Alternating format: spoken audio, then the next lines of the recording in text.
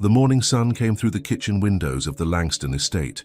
Melanie James pushed her cleaning cart down the marble hallway.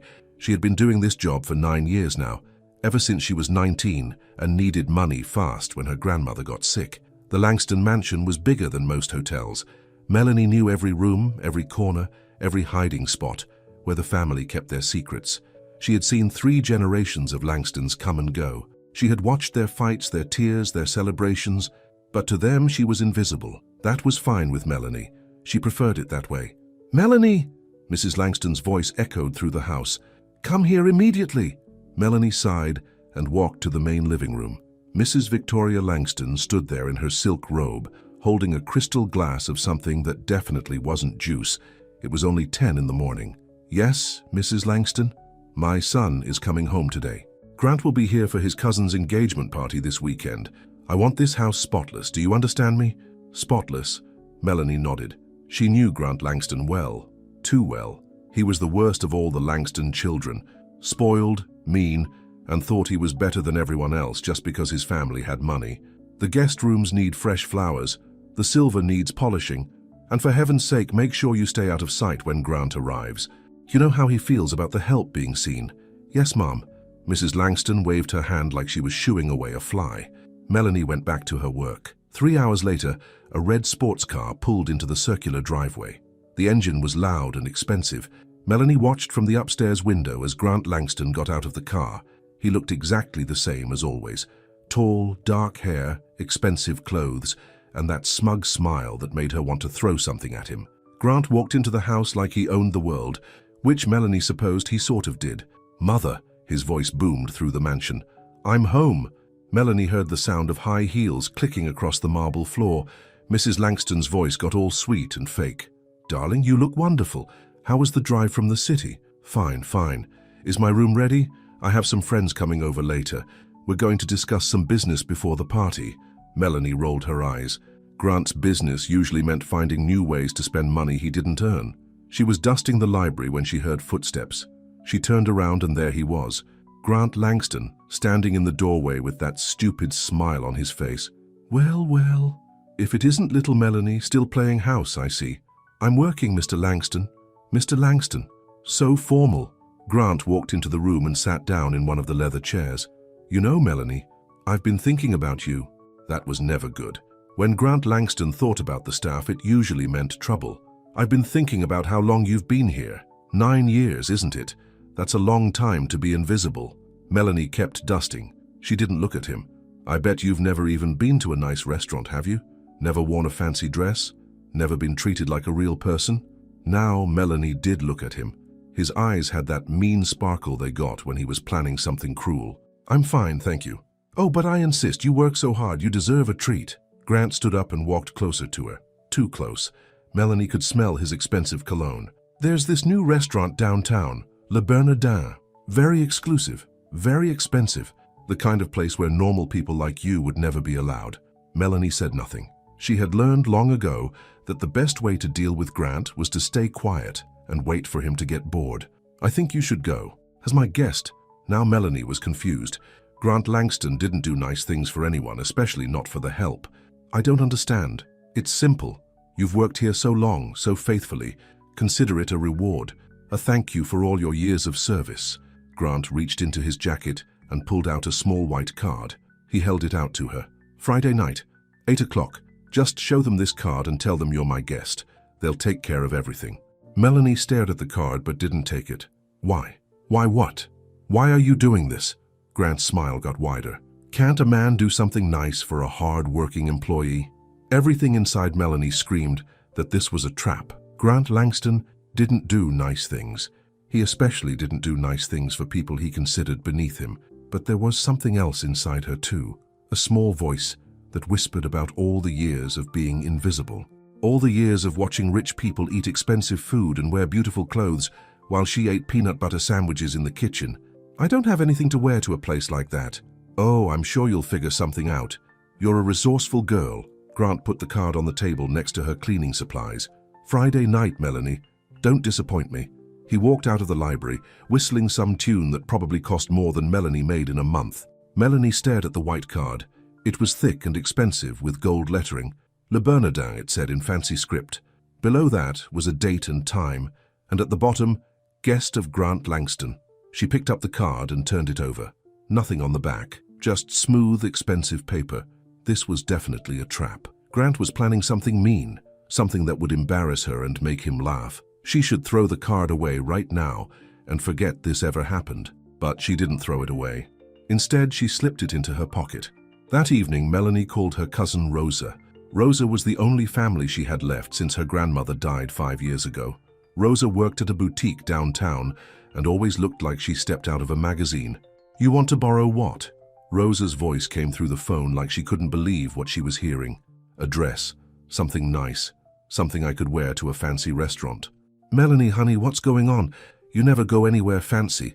Melanie told her about Grant and the invitation. She told her about the white card and the expensive restaurant. "This sounds like trouble," Rosa said. "Rich boys like that don't do favors for housekeepers." "I know, but Rosa, what if it's real? What if for once in my life I get to be the kind of person who eats at places like that?" There was silence on the other end of the phone. "Rosa, I'm thinking." "You know what? Forget what I said. You've been invisible for too long. It's time people saw who you really are. So you'll help me?" "Honey, I'll do more than help you. I'm going to make sure you look so good that every person in that restaurant will remember your name." Friday morning came too fast. Melanie woke up with butterflies in her stomach. She had barely slept all week, going back and forth between excitement and terror. At work, she kept touching the white card in her pocket. Grant had been around the house all week, but he hadn't said anything more about the dinner. He just smiled that mean smile whenever he saw her. Mrs. Langston was running around getting ready for the engagement party tomorrow night. The house was full of florists and caterers and people with clipboards. In all the chaos, nobody paid attention to one housekeeper finishing her shift early. Melanie drove her old car to Rosa's apartment. Her hands were shaking on the steering wheel. Rosa opened the door before Melanie could knock. "Are you ready for this?" Rosa asked. "No." "Good. The best things happen when we're not ready." Rosa's apartment was small, but stylish. She had turned her living room into a dressing room. There were dresses hanging everywhere, shoes lined up on the floor, and makeup spread across her coffee table. "I called in some favors," Rosa said. "My friend Maria does hair. She's coming over in an hour, and I borrowed some dresses from the boutique. We're going to find you something perfect." The next 2 hours passed like a dream. Maria did Melanie's hair, pulling it up into something elegant and soft. Rosa helped her try on dress after dress until they found the one. It was navy blue and simple, but when Melanie put it on, something magical happened. The dress fit her perfectly. It made her skin glow and her eyes look bigger. It made her look like someone important. "Oh my God," Rosa whispered. "Melanie, you look incredible." Melanie looked at herself in the mirror. The woman looking back at her was someone she had never seen before, someone confident and beautiful and worth noticing. "I can't do this," she said suddenly.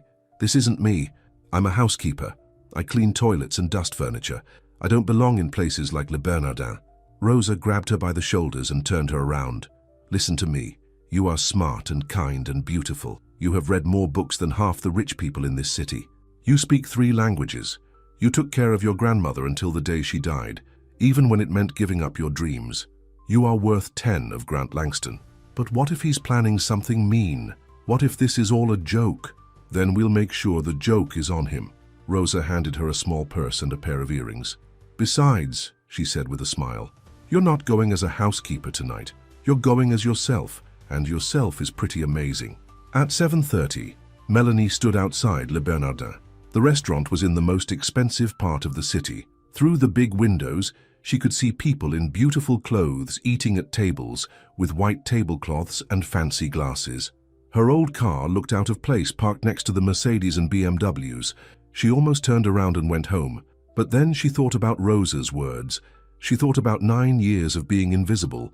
She thought about all the dreams she had put on hold. She walked to the front door. The doorman smiled at her and opened the door. "Good evening, miss." Inside, the restaurant was even more beautiful than it looked from outside. Crystal chandeliers hung from the ceiling. Soft music played in the background. Everyone looked like they belonged in a movie. Melanie walked up to the host stand. Her heart was beating so fast, she was sure everyone could hear it. "Good evening," the host said. He was tall and wore a perfect black suit. "Do you have a reservation?" "Yes, I'm a guest of Grant Langston." The host looked down at his book, then looked up at her with new interest. "Of course." Mr. Langston is already here. Right this way, please. As they walked through the restaurant, Melanie felt eyes on her. People were looking, not in a mean way, but in a curious way, like they were wondering who she was. She held her head high and followed the host to a table in the center of the restaurant. Grant was already sitting there wearing a black suit and that same smug smile. But when he looked up and saw her, the smile disappeared. His mouth fell open. "Melanie?" "Hello, Grant." The host pulled out her chair, and she sat down. Grant was still staring at her like he couldn't believe what he was seeing. "You look different." "Thank you." A waiter appeared at their table immediately. "Good evening. May I start you with something to drink?" Grant was still staring. Yes. Wine. Bring us your best bottle of wine." "Certainly, sir, and for the lady." "The same wine will be fine," Melanie said calmly. The waiter smiled at her and walked away. Grant leaned across the table. "I have to say, Melanie, you clean up better than I expected." There it was. The first insult. Melanie had been waiting for it. "Thank you. You're very kind to invite me." Grant's smile came back, but it looked forced now. "Well, I thought it would be interesting to see how the other half lives. Give you a taste of the good life." "The good life?" "Yes. Real food, real wine, real class. I bet you've never experienced anything like this before." Melanie looked around the restaurant. It was beautiful, yes. But she had worked in the Langston mansion for 9 years. She had seen plenty of beautiful things. "It's lovely," she said. "Though I have to say, the library at your house is more impressive." Grant blinked. "The library?" "Yes. First edition, Dickens, Hemingway, Fitzgerald. Your great-grandfather had excellent taste in literature. You read?" Now it was Melanie's turn to smile. "Constantly. I particularly enjoy the classics, though I've been reading a lot of modern philosophy lately. Have you read any Simone de Beauvoir?" Grant looked like she had just spoken in a foreign language. The waiter returned with their wine. He poured a small amount for Grant to taste, but Grant waved him away. "Just pour it." The waiter filled both glasses. Melanie thanked him politely. "So," Grant said, trying to regain control of the conversation, "tell me about your little life. What does a housekeeper do when she's not cleaning?" "I study, mostly. I'm working on my degree in literature through night school. Only 2 more semesters to go." Grant nearly choked on his wine. "You're in college?" "Yes. I started 3 years ago. It's taken me longer than most people because I work full-time, but I'll graduate next spring." I didn't know that. There's a lot you don't know about me." The waiter came back to take their order. Melanie had studied the menu online before coming. She ordered in perfect French. Grant stared at her. "You speak French?" "French and Spanish. I learned them from your grandmother, actually. She used to let me practice with her when I was dusting her room." "My grandmother?" "Yes, she was a lovely woman. She told me stories about her time in Paris." "Did you know she was a dancer before she married your grandfather?" Grant looked completely lost. She was." Melanie felt sorry for him. This man had lived in the same house as his grandmother for years and never bothered to learn anything about her. She kept a journal. She wrote about how she gave up dancing to marry into your family. She wrote about how sometimes she missed the feeling of being on stage, of being seen for who she really was, instead of just whose wife she was. The waiter brought their appetizers. Melanie thanked him again. Grant was looking at her like he was seeing her for the first time, which, Melanie realized, he was. "I had no idea you knew so much about my family. I know a lot of things. When you're invisible, people forget you're there. They talk about their secrets, their fears, their dreams. I've heard more confessions than most priests." Grant put down his fork. "You're not what I expected." "What did you expect?" I thought you'd be impressed. I thought you'd be grateful and awkward and out of place." Melanie took a sip of her wine. "And instead you fit in better than I do." It was true. Around them, other diners kept glancing over at their table, but they weren't looking at Grant. They were looking at Melanie. She was poised and graceful and completely at ease. The waiter who had served them stopped by their table again. "Excuse me, miss, but I have to ask, are you an actress? You look so familiar." Melanie smiled. "No, I'm not. But thank you. You have such a classic beauty. Very Grace Kelly." After the waiter left, Grant was quiet for a long time. "This isn't going how I planned," he said finally. "What did you plan?" Grant looked embarrassed. "I thought it would be funny. Bring the housekeeper to the fanciest restaurant in the city. Watch her struggle with the menu, spill wine on herself, use the wrong fork, take some pictures to show my friends." Melanie felt a familiar ache in her chest. Of course that's what this was. Another cruel joke from a cruel man. But instead of feeling hurt, she felt something else. She felt powerful. "I see. But you're nothing like I thought you were. You're smart and elegant and beautiful. I'm the same person I was this morning when you thought I was just a housekeeper. No, you're not. Tonight you're different. Melanie leaned forward. No, Grant, tonight you're seeing me for the first time, but I've always been this person. You just never bothered to look. The main course arrived. The conversation continued, but it was different now. Grant was asking her real questions about her life, her dreams, her thoughts, and Melanie was answering honestly. She told him about her grandmother, about giving up her college scholarship to take care of her. She told him about her love of books, about her dream of becoming a teacher. She told him about the loneliness of being invisible, of watching life happen around her, but never being part of it. Grant listened, really listened, for maybe the first time in his life. I had no idea, he said when she finished. All these years you've been right there and I never saw you. Most people don't, but you never said anything. You never tried to make conversation or make yourself known. Would it have mattered? Would you have listened? Grant thought about it. The honest answer was probably no. Around them, the restaurant was starting to empty. It was getting late. I need to ask you something, Grant said. What? Why did you come tonight? You had to know this was some kind of setup. Melanie considered her answer carefully. Because I'm tired of being invisible. I'm tired of watching other people live their lives while I clean up after them. I'm tired of being afraid. Afraid of what? Afraid that maybe you're right? Maybe I am just a housekeeper. Maybe I don't deserve better. Grant reached across the table and touched her hand. You deserve everything. The words surprised them both. The waiter brought the check. Grant paid without looking at it. He was still looking at Melanie. I owe you an apology, he said. For what? For 9 years of treating you like you were invisible. For tonight. For planning to humiliate you. For being the kind of person who would even think that was funny. Melanie pulled her hand away from his. Apology accepted. They walked out of the restaurant together. On the sidewalk, Grant turned to her.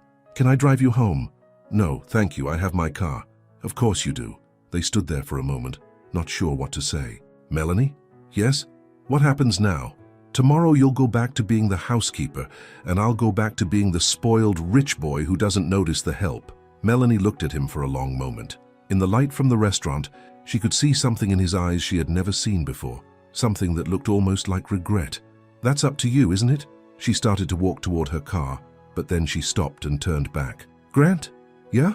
If you ever want to know what it's like to be truly seen, you know where to find me. She walked to her car, got in, and drove away. She didn't look back. Grant stood on the sidewalk for a long time, watching her taillights disappear into the night. Something had changed in him tonight, something he didn't understand and couldn't name. For the first time in his life, Grant Langston felt like he had met someone worth knowing. And for the first time in his life, he wasn't sure he was good enough. Saturday morning came too early. Melanie woke up in her small apartment and for a moment wondered if the night before had been a dream.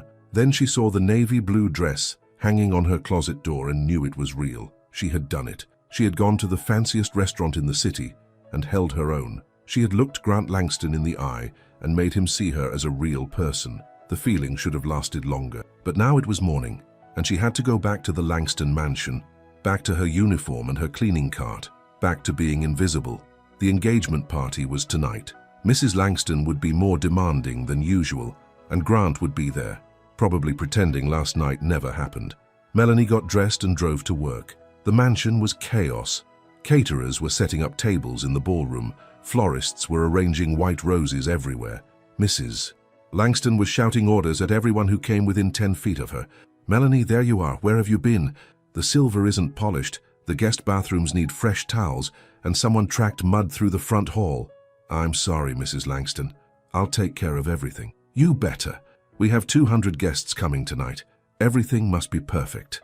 Melanie spent the morning racing around the house, fixing every little detail. She was polishing silverware in the dining room when she heard familiar footsteps. Grant walked in, but he stopped when he saw her. He was wearing jeans and a t-shirt, his hair messy like he had just woken up. Good morning, he said quietly. Melanie looked up from the silver tray she was polishing. Good morning, Mr. Langston. Mr. Langston? That's your name. Grant walked closer. After last night, I thought maybe you'd call me Grant. Last night was last night. Today is today. It doesn't have to be different. Melanie put down the silver and looked at him. Yes, it does. You're Mrs. Langston's son. I'm the housekeeper. That's how it works. But what if I don't want it to work that way anymore? What you want, doesn't change what is. Grant sat down at the dining room table. I couldn't sleep last night. I'm sorry to hear that. I kept thinking about what you said, about being invisible, about me never seeing you.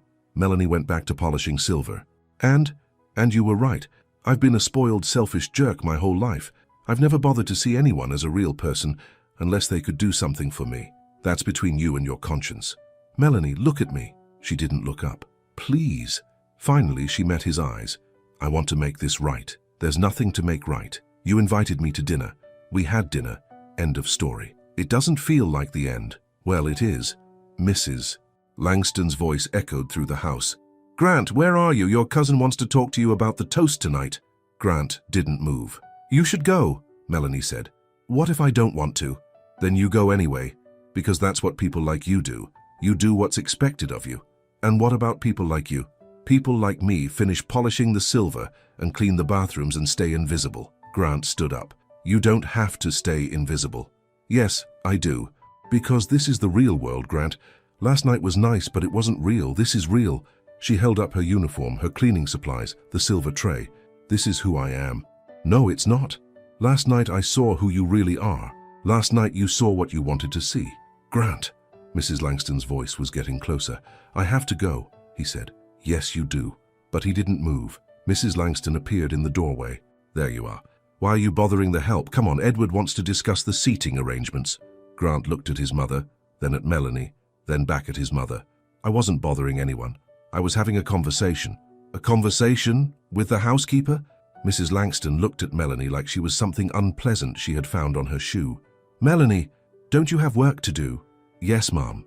Melanie picked up her supplies and started to leave the room. Melanie, Grant called after her.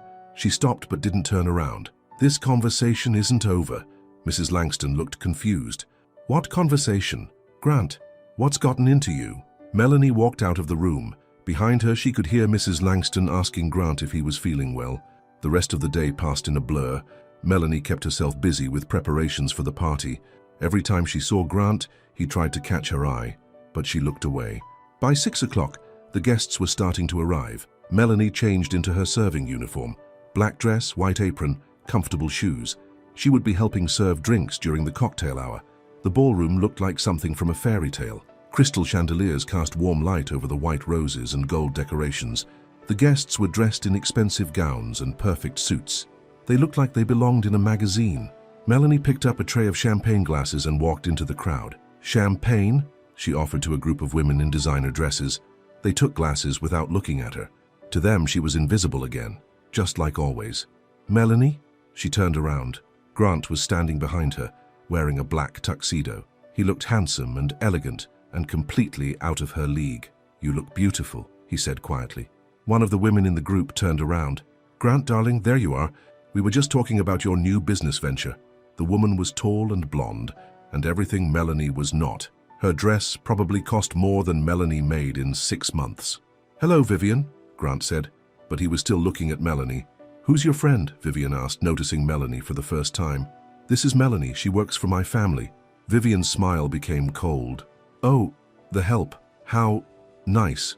Melanie felt her cheeks burn. Excuse me. I have drinks to serve. She started to walk away, but Grant caught her arm. Wait. Let go of me. Please, just wait. But Vivian was already pulling Grant away. Come on, darling. There are people you need to meet. Business people. Important people. Grant looked back at Melanie as Vivian led him across the room. Melanie spent the next hour serving drinks and trying to stay invisible, but everywhere she went, she could feel Grant watching her. During dinner, she helped serve the meal. She moved quietly around the tables, filling water glasses and removing plates. The guests talked and laughed and ignored her completely, except for Grant. Every time she passed his table, he tried to catch her eye. Finally, it was time for the toasts. Grant stood up and tapped his glass with a knife. Ladies and gentlemen, if I could have your attention, please.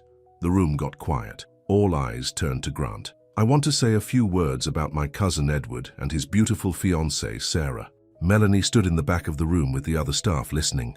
Edward has always been the smart one in our family, the responsible one, the one who thinks before he acts. Grant paused and looked directly at Melanie. But recently, I've been thinking about what it means to really see someone, to look past the surface and understand who they really are. Murmurs went through the crowd. This wasn't the usual kind of toast. Edward, you've found someone who sees you for who you really are. Someone who loves you not for what you have, but for who you are. That's rare. That's precious. Grant raised his glass. To Edward and Sarah, and to the power of truly seeing each other. Everyone raised their glasses and drank, but Grant was still looking at Melanie. After the toast, the dancing began. Melanie was cleaning up glasses when someone tapped her on the shoulder. It was Grant. Dance with me. I can't. I'm working. One dance. Your mother will fire me. No, she won't. Grant, look around. Look at where we are. Look at these people. I don't belong here. Yes, you do. He took the tray of glasses from her hands and set it on a nearby table. One dance, he said again. Before she could protest, he led her onto the dance floor. The other guests stared. Melanie could hear the whispers starting. Who is that girl? Isn't she the housekeeper? What is Grant doing? Grant put his arms around her and they began to dance. Melanie had learned to dance from her grandmother, who had taught ballroom dancing to make extra money when Melanie was little. She was good at it, better than good. They moved together like they had been dancing together for years. Grant was surprised by how graceful she was, how perfectly she followed his lead. You're full of surprises, he said. My grandmother taught me. The same grandmother who took care of when she was sick? Yes. Tell me about her. As they danced, Melanie told him about her grandmother, about the woman who had raised her after her parents died, about the dancing lessons and the language lessons and the stories about traveling the world. She sounds amazing. She was. She always told me that being poor didn't mean being less than anyone else. She said dignity came from inside, not from what you owned. She was right. The song ended, but Grant didn't let go of her. Grant, she said quietly, people are staring. He looked around the room. She was right. Everyone was watching them. Some looked curious, some looked shocked, some looked disgusted. Mrs. Langston was standing near the bar, her face red with anger. I don't care, Grant said. Well, I do. Melanie pulled away from him and walked quickly off the dance floor. Grant followed her. Melanie, wait. She didn't stop until she reached the kitchen. Once inside, she leaned against the counter and took a deep breath. What are you doing? She asked when Grant appeared in the doorway. I'm trying to get to know you. By embarrassing both of us in front of 200 people. I wasn't embarrassed. Well, I was. Grant walked into the kitchen and closed the door behind him. Why? Because this isn't a fairy tale, Grant. I'm not Cinderella, and you're not Prince Charming. I'm the housekeeper. You're the boss's son, that's all we'll ever be. What if I don't want that to be all we are? It doesn't matter what you want. Why not? Because in the real world, people like you don't end up with people like me. Says who? Says everyone. Says your mother. Says your friends. Says society. I don't care about any of them. Yes, you do. And even if you didn't, I care about me. I care about keeping my job. I care about finishing school. I care about having a future. Grant was quiet for a moment. What if I could help you with those things? I don't want your help. Why not? Because then I'd owe you. And people like you always collect on their debts. I'm not like that. Aren't you? 2 days ago, you planned to humiliate me for sport. Grant looked ashamed. I'm not that person anymore. People don't change in 2 days. Some do. Not rich boys who've never been told no in their entire lives. The kitchen door opened and Mrs. Langston walked in. Her face was white with fury. What is going on in here? Nothing, Mother. We were just talking. Talking? You call dancing in front of all our guests talking? You call making a spectacle of yourself with the help talking? Mrs. Langston turned to Melanie. And you? How dare you encourage this? How dare you try to seduce my son? I didn't. Don't lie to me. I saw you on that dance floor throwing yourself at him. That's enough, Grant said. No, it's not enough. Melanie, you're fired. Pack your things and get out. Mother, you can't. I can and I will. This is my house and I will not have the staff taking advantage of my son. Melanie untied her apron and set it on the counter. It's fine, she said quietly. Melanie, don't, Grant said. It's fine, she repeated. I should have known this would happen. She started to walk toward the door, but Grant blocked her path. Don't leave. I have to. No, you don't. Stay. Fight for this. Fight for what? A job cleaning up after people who think I'm less than nothing? A chance to be humiliated in front of rooms full of strangers? Fight for us. The words hung in the air between them. There is no us, Melanie said finally. She walked around him and headed for the door. Melanie, she stopped with her hand on the doorknob. This isn't over. She looked back at him one last time. Yes, it is. She walked out of the kitchen, out of the mansion, and out of Grant Langston's life. Or so she thought. Grant stood in the kitchen staring at the door she had just walked through. "Good," Mrs. Langston said. "Now maybe you can come to your senses." Grant turned to look at his mother. "You just fired the best person in this house." "The best? She's a housekeeper. She's a college student working her way through school. She took care of her dying grandmother for years. She speaks 3 languages and has read more books than anyone at this party. So what? She's still the help. And what does that make us? What do you mean? If she's beneath us because she cleans houses, what does that say about us? What have we ever done that matters? What have we ever created or built or sacrificed for?" Mrs. Langston stared at her son like he was speaking a foreign language. "Grant, you're being ridiculous. You'll forget all about this girl in a week." "No," Grant said quietly, "I won't." He walked out of the kitchen, leaving his mother standing alone. The party continued, but Grant's heart wasn't in it. He made polite conversation and danced with appropriate partners, but his mind was somewhere else. It was thinking about a woman in a navy blue dress who had surprised him with her intelligence and grace. It was thinking about a woman who worked harder than anyone he knew and never complained. It was thinking about a woman who had walked away from him twice now, and how empty that made him feel. At midnight, when the last guests were leaving, Grant made a decision. He was going to find Melanie James, and he was going to convince her that some things were worth fighting for. Sunday morning, Grant woke up with one thought in his mind. He had to find Melanie. The problem was, he didn't know where she lived. In 9 years, he had never bothered to learn anything about her life outside the mansion. He started with the obvious places. He drove to the public library she had mentioned. It was closed on Sundays. He tried calling information, but there were 12 M. James listings in the phone book. By afternoon, he was desperate. He called his mother. "I need Melanie's address." "Absolutely not." "Mother, I just want to talk to her." "Grant, this obsession is unhealthy. That girl is nothing but trouble. That girl has a name and she's worth 10 of anyone at last night's party. You've lost your mind." Grant hung up on her. He tried calling the mansion and asking the other staff, but they wouldn't talk to him. Word had gotten around about what happened at the party. The staff was protecting one of their own. Finally, he remembered something. Melanie had mentioned night school. There were only 3 colleges in the city that offered evening literature programs. Grant spent Sunday evening driving from campus to campus, looking for anyone who might know Melanie James. At the 3rd college, he got lucky. "Melanie? Sure, I know her. She's in my Victorian literature class. Sweetest girl you'll ever meet." "Why?" Grant was talking to a security guard who was just starting his shift. "I need to find her. It's important."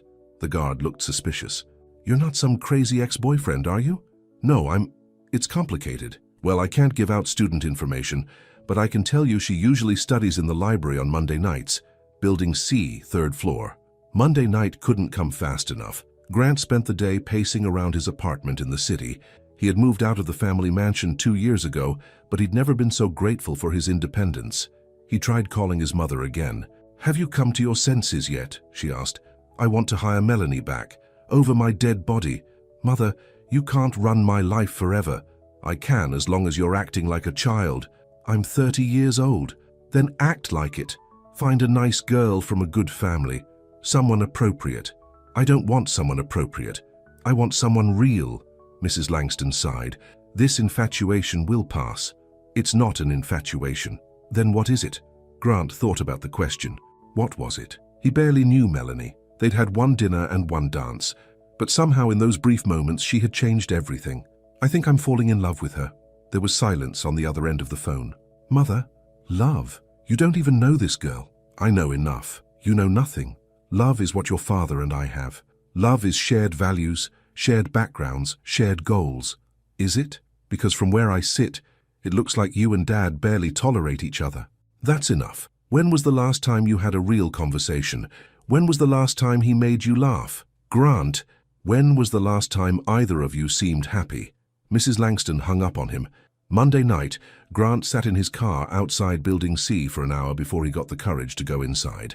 The library was quiet and nearly empty. A few students sat at tables, surrounded by books and papers. Grant climbed to the 3rd floor and looked around. There she was. Melanie sat at a corner table, her brown hair pulled back in a ponytail. She was wearing jeans and a simple sweater. No makeup, no fancy dress, just herself. She was even more beautiful than he remembered. Grant walked over to her table. She was so focused on her book that she didn't notice him until he cleared his throat. She looked up and her face went pale. "What are you doing here?" "I came to find you." "How did you know I'd be here?" "Lucky guess." Melanie closed her book and started packing up her things. "Well, you found me, now you can leave." "Melanie, please, just give me 5 minutes. I have nothing to say to you." "Then just listen." She stood up and picked up her backpack. "I have to go." "Where?" "It's 8 o'clock on a Monday night. Where do you have to go that's so important?" "Away from you." Grant followed her as she walked toward the elevator. "I'm sorry about what happened at the party." "Are you? Or are you sorry you got caught?" "I'm sorry my mother fired you."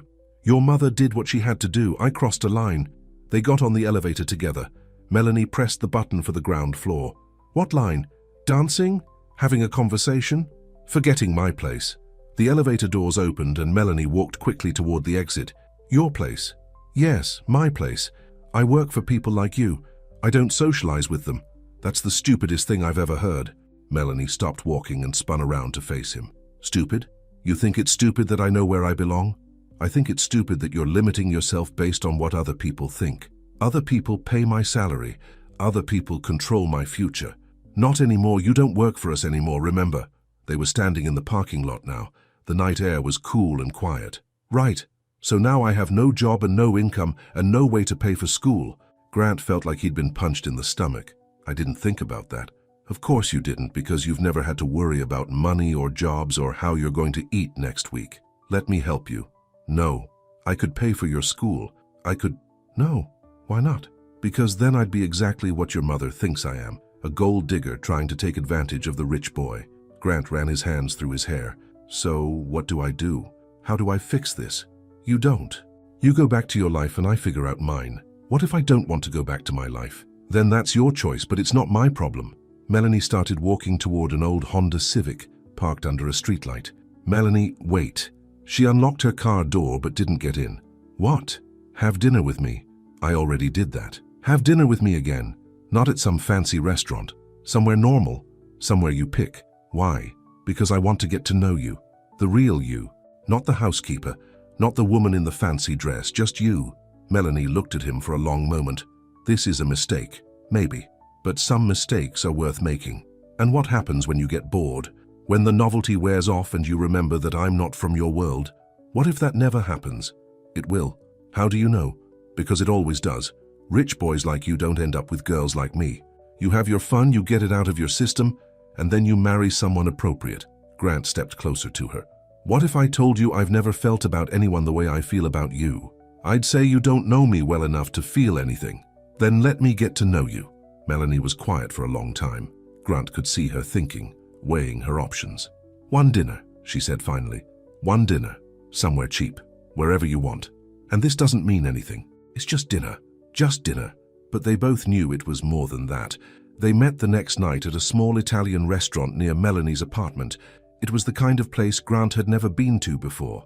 Red checkered tablecloths, candles in wine bottles, pictures of Italy on the walls. Grant was already there when Melanie arrived. He was wearing jeans and a sweater instead of his usual expensive clothes. He looked younger, more relaxed. "You found it okay?" Melanie asked as she sat down. "GPS is a wonderful thing." The waitress came over. She was older, with graying hair and a kind smile. "What can I get you folks to drink?" "Just water for me," Melanie said. "House wine," Grant said, then looked at Melanie. "Unless you want something else?" "Water is fine." After the waitress left, they sat in awkward silence for a moment. "This is weird," Melanie said. "Yeah, it is. I keep waiting for you to complain about the tablecloth or ask why they don't have a wine list." "Is that what you think of me?" "It's what you showed me for 9 years." Grant nodded. "Fair enough." They ordered dinner. Spaghetti and meatballs for Melanie, chicken parmesan for Grant. Simple food, nothing fancy. "Tell me about your family," Grant said. "What do you want to know?" "Everything. Where you grew up, what your parents were like, how you ended up working for us." Melanie told him about growing up in a small apartment with her grandmother, about her parents dying in a car accident when she was 8, about learning to cook and clean and take care of herself at a young age. "My grandmother did her best, but money was always tight. She worked 3 jobs just to keep us afloat. That must have been hard. It was normal. You don't miss what you never had." "What did you want to be when you grew up?" "A teacher. I wanted to teach high school English." Help kids fall in love with books the way my grandmother helped me. You still can. Maybe. If I can find another job and finish school. Grant wanted to offer to help again, but he remembered her reaction the last time. What about you? Melanie asked. What did you want to be? Grant thought about it. I don't think I ever wanted to be anything.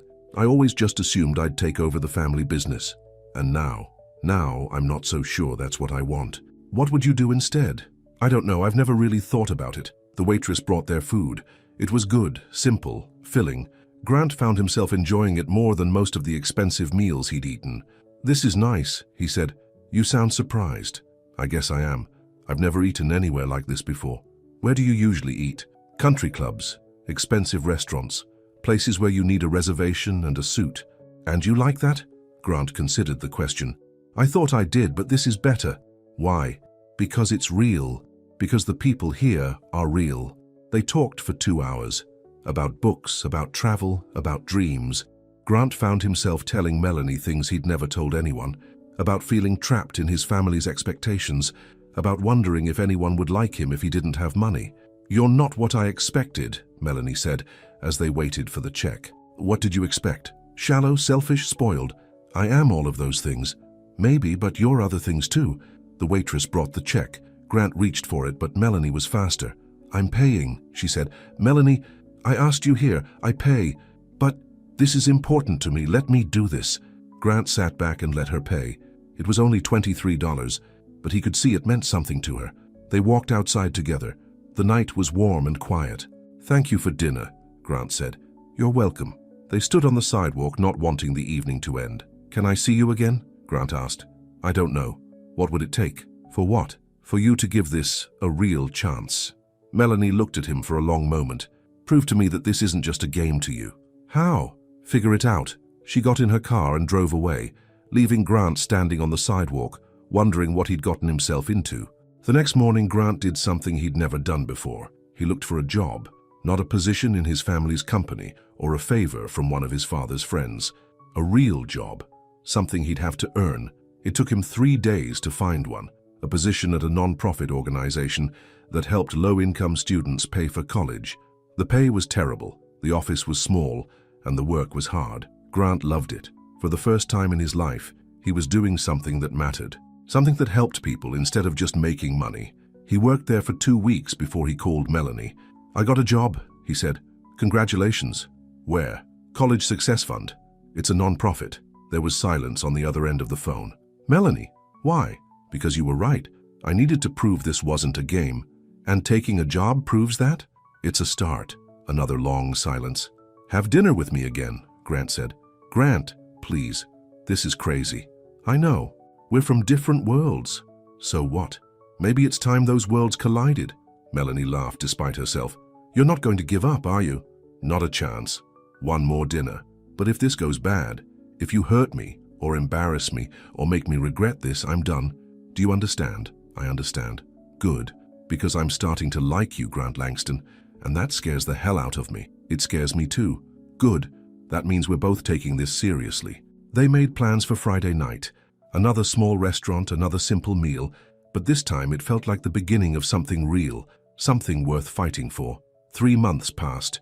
3 months of quiet dinners and long walks and conversations that lasted until midnight. 3 months of Grant learning what it meant to work for something he believed in. 3 months of Melanie slowly letting her guard down. They were careful. They met in small restaurants and quiet places where no one from Grant's world would see them. Melanie was still looking for work, and Grant was still learning how to live on a non-profit salary, but they were happy, happier than either of them had ever been. Until the day Grant's father showed up at his office. Richard Langston walked into the College Success Fund like he owned the place.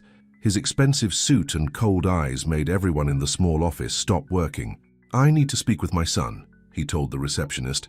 Grant looked up from his desk and felt his stomach drop. His father had never visited him anywhere, let alone a place like this. Dad, what are you doing here?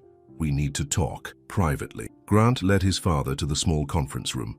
Richard looked around the cramped space with obvious distaste. So this is where you've been hiding. I'm not hiding. I'm working. You call this work? Grant, you make more money and interest every month than this place pays you in a year. It's not about the money. Everything is about money. That's lesson number 1 in business. Richard sat down and looked at his son. Your mother is worried about you. Mother is always worried about something. She thinks you've lost your mind over some girl. Grant felt his jaw tighten. Her name is Melanie. I don't care what her name is. This has gone on long enough. What has gone on long enough? This rebellion. This ridiculous phase you're going through. It's not a phase. Richard pulled out his phone and showed Grant a picture. It was Grant and Melanie walking out of a restaurant together, holding hands. Where did you get this? I had you followed. You what? I needed to know what was going on, and now I do. Grant stared at the picture. They looked happy in it, natural, like they belonged together. She's beautiful, I'll give you that, Richard said, but this has to stop. Why? Because I won't have a son of mine throwing his life away on a housekeeper. She's not a housekeeper anymore, thanks to Mother. She's not one of us, Grant. She'll never be one of us. Good, I don't want her to be one of us. Richard leaned forward. Let me make this simple for you. You end this relationship, or I cut you off, completely. You can't do that. I can and I will. No more trust fund. No more family money. No more safety net. I don't care. You will when you're trying to live on $30,000 a year. Grant looked at his father. Is that supposed to scare me? It should. You've never been without money, Grant. You have no idea what it's really like. Then I'll learn. Richard stood up. You have 1 week to come to your senses. End it with this girl. Come back to work for the family company, and we'll pretend none of this ever happened. And if I don't, then you're no son of mine. Richard walked out, leaving Grant alone in the conference room. That night, Grant met Melanie at their usual place, a small cafe near her apartment where they served coffee and sandwiches and didn't ask questions. But Grant couldn't concentrate on their conversation. He kept thinking about his father's words. You're quiet tonight, Melanie said. Just tired. Bad day at work? Grant almost told her about his father's visit. But he didn't want to worry her, not yet. Something like that. They walked back to her apartment building. It was a small place in an older part of town.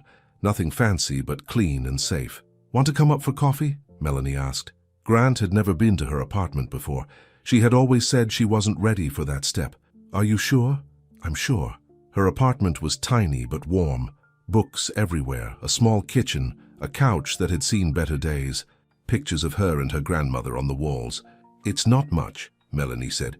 It's perfect. They sat on the couch together. Grant looked around at the small space and tried to imagine living here. No mansion, no servants, no luxury cars. Just this. Grant? Yeah? What's really wrong tonight? Grant looked at her. She knew him too well now. He couldn't hide anything from her. My father came to see me today. Melanie's face went pale. What did he want? He wants me to stop seeing you. I see. He threatened to cut me off if I don't. Melanie was quiet for a long moment. Maybe you should listen to him. What? Maybe this has gone far enough. Grant turned to face her completely. What are you talking about? I've been thinking about this a lot lately, about us, about what this really is. What is it? A fantasy. A nice dream, but not real life. It feels pretty real to me. Melanie stood up and walked to the window. Your father is right, Grant. I'm not one of you. I'll never be one of you. I don't want you to be one of them. But you are one of them. Whether you like it or not, I can change. Can you? Really? Can you live like this? She gestured around the small apartment. Can you give up everything you've ever known for someone like me? Yes. You don't know what you're saying. I know exactly what I'm saying. Grant stood up and walked over to her. I love you. The words hung in the air between them. Neither of them had said it before. Grant, I love you, Melanie. I love your strength and your intelligence and your kindness. I love the way you see the world. I love the way you make me want to be a better person. Tears started forming in Melanie's eyes. I love you too. Then that's all that matters. No, it's not. Love isn't always enough. It is if we fight for it. Fight for it? Against your entire family? Against society? Against everything you've ever known? Yes. You'll regret it. The only thing I'll regret is letting you go. Grant took her hands in his. Marry me. What? Marry me. Right now. Tonight. Grant, you're not thinking clearly. I've never thought more clearly in my life. This is crazy. So what? Some of the best things in life are crazy. Melanie pulled her hands away. I need time to think. How much time? I don't know. Grant felt something breaking inside his chest. You're going to say no, aren't you? I'm going to be smart. Being smart means saying no to love. Being smart means not destroying both our lives for a feeling that might not last. You think this is just a feeling? I think you're a rich boy who's never been told he can't have something he wants. The words hit Grant like a slap. Is that really what you think of me? I think you're a good man who's confused about what he really wants. I want you. You want the idea of me. You want the novelty of dating someone different. That's not true, isn't it? When this gets hard, when your family cuts you off and your friends turn their backs and you're living paycheck to paycheck, will you still want me then? Grant didn't answer right away, and Melanie saw the doubt in his eyes. I thought so. Melanie, I think you should go. Don't do this. Go, Grant. Go back to your world and find someone appropriate. I don't want someone appropriate. Yes, you do. You just don't know it yet. Grant stood there for a moment, looking at the woman he loved and feeling helpless. This isn't over, he said finally. Yes, it is. Grant walked to the door, then turned back. You're wrong about me. I hope I am. He left, and Melanie sat down on her couch and cried. The next morning, Grant did something that surprised everyone, including himself. He went to see his father at the family offices. I knew you'd come to your senses, Richard said when Grant walked into his corner office. I want to make a deal. What kind of deal? Give me 1 year to prove that I can make it on my own without family money. What's the point of that? If I can support myself and be happy without the trust fund, you leave me alone. You let me live my life and love who I want to love. Richard laughed. And if you can't? Then I come back. I take my place in the family business and marry whoever you and Mother pick out for me. You're serious about this? Dead serious. Richard thought about it. What makes you think you can survive without money? I don't know if I can, but I have to try. And the girl? That's my business. Richard walked to the window and looked out at the city. 1 year. 1 year. No contact with the family. No help from family friends. No using the Langston name to get jobs or favors. Agreed. And if you fail, if you come crawling back, you do exactly what I tell you for the rest of your life. Grant felt his heart pounding. Agreed. Richard turned around and smiled. Deal. They shook hands, and Grant walked out of his father's office feeling terrified and exhilarated at the same time. He had 1 year to prove himself, 1 year to show Melanie that his love was real. The first thing he did was go to her apartment, but she wasn't there. Her neighbor said she had moved out that morning. Grant felt panic rising in his chest. He drove to the college, but no one had seen her. He called her phone, but it went straight to voicemail. She was gone. Grant spent the next 3 days looking for her.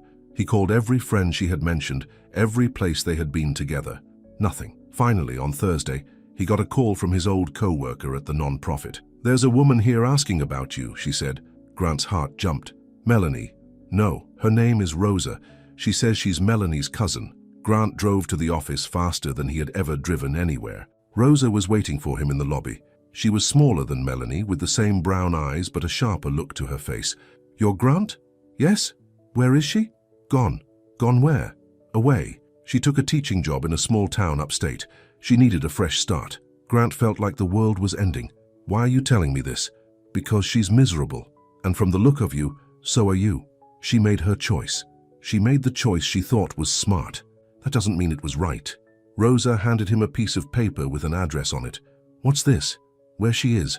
The question is, what are you going to do about it? Grant looked at the address.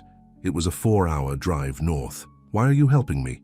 Because I've never seen my cousin as happy as she was with you, and I've never seen her as sad as she is now. What if she doesn't want to see me? Then you'll know you tried. Grant drove north that same day. The town was small and quiet, surrounded by mountains and forests. It was beautiful in a way that was completely different from the city. He found the school easily. It was a small building with a sign that said Pine Valley Elementary. He parked across the street and waited. At 3:30, children started pouring out of the building, and then he saw her. Melanie walked out with a group of kids, laughing at something one of them had said. She looked different, happier, more relaxed. Grant got out of his car and walked across the street. One of the kids saw him first. Miss James, there's a man coming. Melanie looked up and saw Grant. Her face went through a dozen emotions in the space of a second. Kids, go catch your buses. I'll see you tomorrow. The children ran off, and Grant and Melanie stood alone in the school parking lot. What are you doing here? She asked.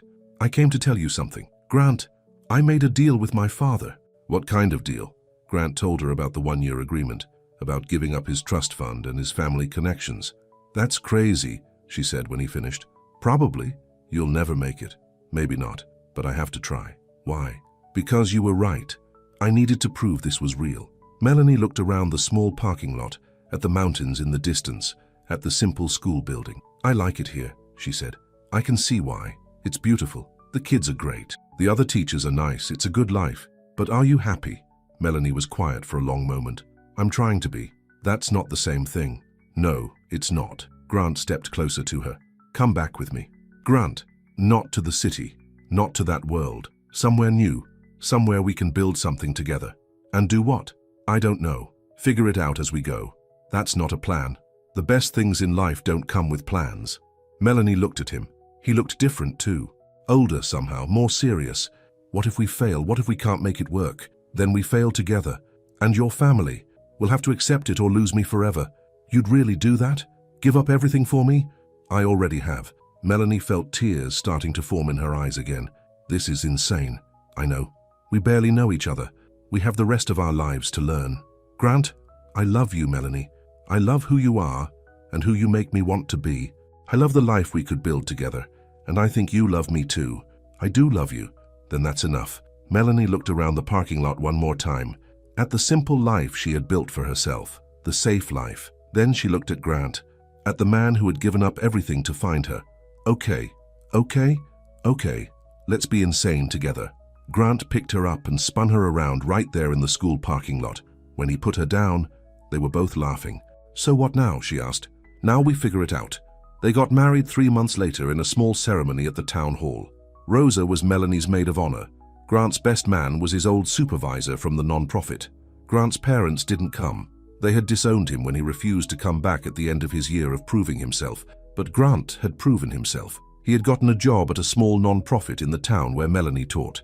They lived in a tiny apartment above the bakery. They drove used cars and shopped at thrift stores and were happier than either of them had ever imagined possible. 2 years later, Mrs. Langston showed up at their door. "Hello, Grant," she said when he opened it. "Mother, what are you doing here?" "I came to meet my daughter-in-law." Grant was shocked. "I thought you never wanted to see me again." "I was wrong about a lot of things." Mrs. Langston looked past Grant to where Melanie was standing in their small living room. "To you must be Melanie." "Yes, ma'am. I owe you an apology." "You don't owe me anything." "I do. I treated you terribly. I judged you without knowing you. I'm sorry." Melanie looked at Grant, then back at his mother. "Would you like some coffee?" They sat around the small kitchen table and talked for 2 hours. Mrs. Langston told them about how empty the house had felt without Grant, how she and Richard had fought about cutting him off, how she had finally realized that her son's happiness was more important than her pride. "Your father is too stubborn to come himself," she said, "but he misses you." "I miss him too," Grant said. "Will you come home for Christmas?" Grant looked at Melanie. She nodded. "We'll think about it."